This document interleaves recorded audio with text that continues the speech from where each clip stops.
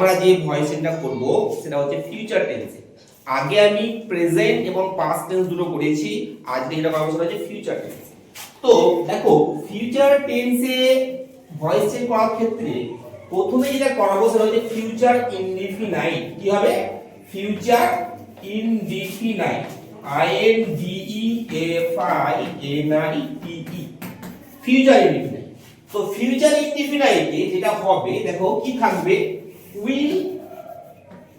Will কিংবা shall থাকবে। কি থাকবে? উইল কিংবা শ্যাল। এবার তোমাদের এটা যখন আমরা প্যাসিভে করব তখন আমাদের হয়ে যাবে উইল বি কিংবা শ্যাল বি। কি হয়ে যাবে? উইল বি কিংবা শ্যাল বি। এবার তোমাদের জানতে হবে যে কখন উইল বি বসাবো আর কখন শ্যাল বি বসাবো। তাই অ্যাকচুয়াল ব্যাপারটা যেটা হচ্ছে উইল থাকলে অনেকে ধারণা যে উইল বি বসবে, কিন্তু এটা নয়। উইল থাকলে উইল বি বসতে পারে, আবার উইল থাকলে শ্যাল বি বসতে পারে। ঠিক আছে? আবার দেখো শ্যাল থাকলেও উইল বি বসতে পারে, আবার শ্যাল থাকলেও শ্যাল বি বসতে পারে। তো দেখো কখন উইল বি বসবে না, তো দেখো সেকেন্ড পারসন আর থার্ড পারসনের ক্ষেত্রে আমরা কি বসাবো? Will be.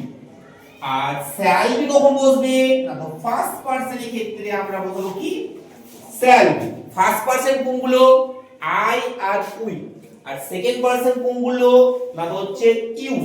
আর বাকি যেগুলো থাকছে সেগুলো হচ্ছে থার্ড পারসন।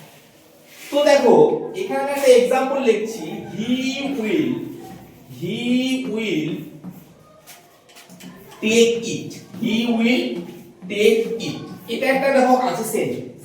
দেখো এইখানে কি আছে? উইল আছে, আর তারপরে ভি1 আছে, তারপরে এটা ফিউচার ইনডিফিনাইট। আর ভয়েস চেঞ্জ করতে গেলে আমাদের যেটা নিয়ম আমরা আগের দিন শিখেছি সেটা হচ্ছে এখানে যে অবজেক্ট আছে এটাকে আগে আনতে হয়। তাহলে ইটকে যদি আমরা আগে আনি তো কি হবে গো? ইটই হবে। কি হবে? ইট হবে। এবার আছে উইল, আর উইল বা শ্যাল যাই থাক আমি কি লিখে দিয়েছি? উইল বি কিংবা শ্যাল বি। সেকেন্ড পারসন আর থার্ড পারসনের ক্ষেত্রে কি বসবে? উইল। ইট কোন পারসন? Third person. তাহলে আমরা এখানে কি বসাবো? উইল বি বসাবো। কি বসাবো? Will B. এবার দেখো এই যে টেক আছে, টেকের একটা V3 ফর্ম বসবে। টেকের V3 ফর্ম কি? আমরা সবাই জানি টেকেন। টেকের V3 ফর্ম কি? টেকেন। তারপরে কি হবে? তারপরে একটা বাই বসাবো, প্রিপজিশন। কি বসাবো?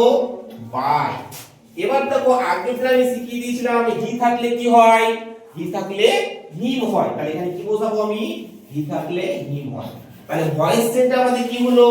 ইট will be taken by him. বুঝতে পারলে? It will be taken by him.